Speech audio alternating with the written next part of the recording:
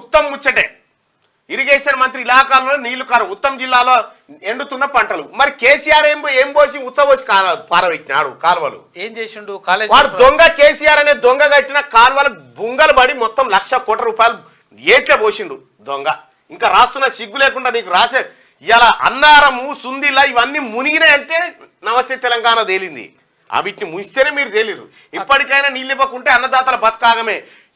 ఒక్కటే ఒక పని, కేసీఆర్ అనేటోడు కేసీఆర్ కుటుంబం ఆస్తుల మీద పడాలి రైతులంతా పోయి. అక్కడ కడెం ప్రాజెక్టుకి సంబంధించి కనీసం గ్రీజ్ పెట్టలేదు. ఎన్నడూ జై తెలంగాణ అనే వ్యక్తి, అమరులకు నివాళులు అర్పించిన వ్యక్తి మనకు ముఖ్యమంత్రి అట. అగో ఈయన. నువ్వు పెట్రోల్ అగ్గిపేట ఎందుకు దొరకలే చెప్పు. నీకు అగ్గిపేట ఎందుకు దొరకలే? అలా అగ్గిపేట మచ్చ అంటారు. నేను కాదు, 100 రూపాయల పెట్రోల్ దొరికింది, 100 రూపాయల పావుల అగ్గిపేట దొరకలేదా అంటారు. ఎవడన్నా ఉంటే ఇసిరెత్తి అయిపోవు. ఇసిరేలే ఆయన. ఎన్నడూ జై తెలంగాణ అనే వ్యక్తి రేవంత్ రెడ్డి. ఒకసారి అసెంబ్లీలో తెలంగాణ విభజన బిల్లు వచ్చినప్పుడు చూడు రేవంత్ రెడ్డి ఏం మాట్లాడింది అనేది నీకు కళ్ళారా కనిపిస్తే చూడు. హరీష్ రావు కనిపిస్తుంది. నీకంటే 1000 వాళ్ళు నయం రేవంత్ రెడ్డి, 1,00,000 వాళ్ళు నయం. నీ అంత దొంగలకు సర్ది కట్టిన లేరెవరు ఉన్నది అన్నది ఉన్నది. కొంచెం లోపల మీరు ఉద్యమం పేరు మీద నువ్వు మీ మామ చేసిన దోపిడి వేరు ఉందా? ఏం మాట్లాడిండో రేవంత్ రెడ్డి, ఏం మాట్లాడిండో తెలంగాణ పట్ల ఒకసారి చూపిస్తా అంటే నేను చూపిస్తా ఇప్పుడు.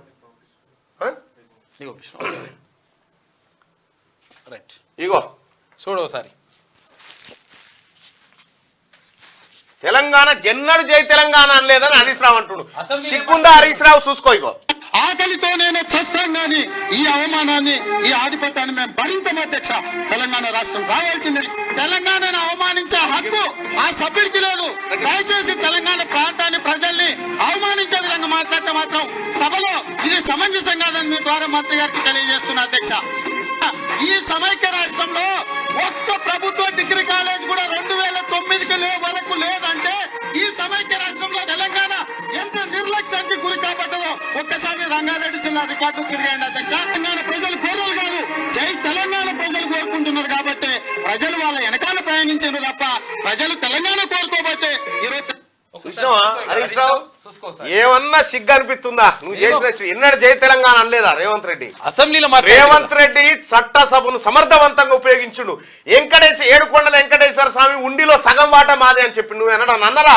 సన్నాసులారా ఈడికే మంది పైసలు తీసుకుపోయి ఆడ కిరీటాలు దానం చేసి వచ్చారు మీరు. సిగ్గు లేకుండా మాట్లాడుతావు. రేవంత్ రెడ్డి అనే ముఖమానిది. హరీష్ రావు ఒకసారి అద్దంలో చూసుకో నీ ముఖం. ఇంకేం కావాలన్నా? ఇంకేం కావాలి? పంపించాల, ఫోన్ నెంబర్ పంపించాలా నీకు వీడియో? సిగ్గు లేకుండా మాట్లాడతారు ఇంకా.